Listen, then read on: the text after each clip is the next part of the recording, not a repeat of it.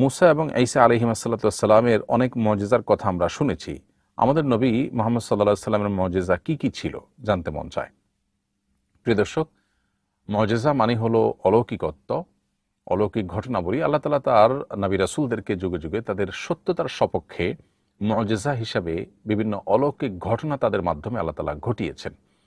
অর্থাৎ তারা যে আল্লাহরই রাসূল, এজন্য তাদেরকে আল্লাহ রাব্বুল আলামিন অনেক তার কুদরতের সাক্ষী রাখেন তাদেরকে। অর্থাৎ তাদের মাধ্যমে আল্লাহ তাআলা অনেক কুদরতের প্রকাশ আল্লাহ ঘটিয়ে থাকেন, যেটি মানুষ দ্বারা সম্ভব নয় সচরাচর। অতএব তারা যে আল্লাহরই রাসূল সেটি প্রমাণ করবার জন্য আল্লাহ তাআলা এই সমস্ত মুজিজা তাদের মাধ্যমে প্রকাশ করে থাকেন। আপনি যেমনটি বলেছেন যে মুসা আলাইহিস সালামের লাঠির মুজিজা, ঈসা আলাইহিস সালামের অনেকগুলো মুজিজার কথা আমাদের সমাজে প্রায় সব মানুষই আমরা কম বেশি জানি। অথচ মুহাম্মদ সাল্লাল্লাহু আলাইহি সাল্লামের এরকম মুজিজা সম্পর্কে অনেকে জানেন না কি কি মুজিজা আছে। এর উত্তর হলো যে সর্বপ্রথম সবচেয়ে বড় মুজিজা হলো নবী করিম সাল্লাল্লাহু আলাইহি সাল্লামকে আল্লাহ তাআলা যে কোরআন দিয়েছেন সেটি।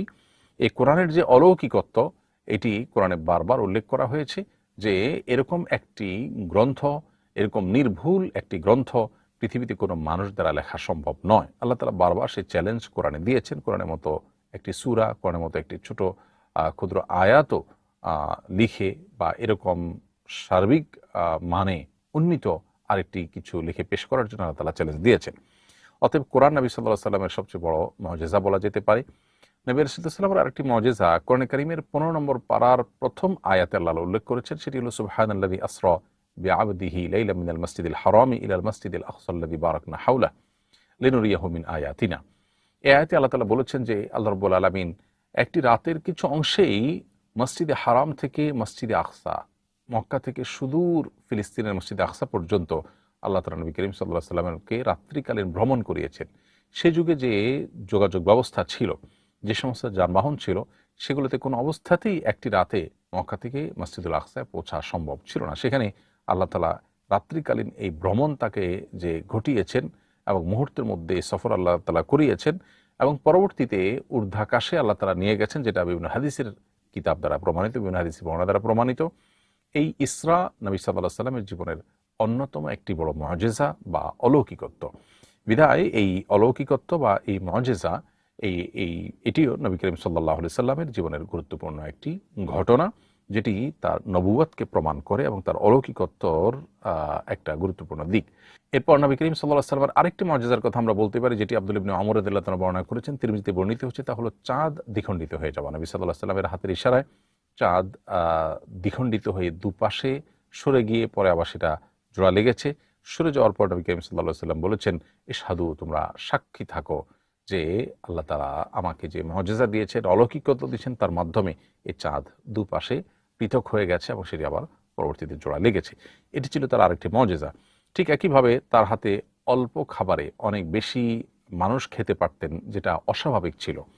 যেমন খন্দকের যুদ্ধের সময় একজন সাহাবী নবী সাল্লাল্লাহু আলাইহি সাল্লামকে দাওয়াত দিয়েছেন এবং সামান্য খাবার ছিল, যেটা অল্প কয়েকজনের হবে, অথচ নবী সাল্লাল্লাহু আলাইহি সাল্লাম পুরো বাহিনীকে দাওয়াত দিয়েছেন এবং সবাই খেয়েছে, এরপরেও সে খাবার থেকেছে। এটি নবী সাল্লাল্লাহু আলাইহি সাল্লামের অলৌকিকত্ব বা তার মুজিজা সমূহের মধ্যে থেকে আরেকটি। এরকম ঘটনা তার জীবনে আরও বহুবার ঘটেছে।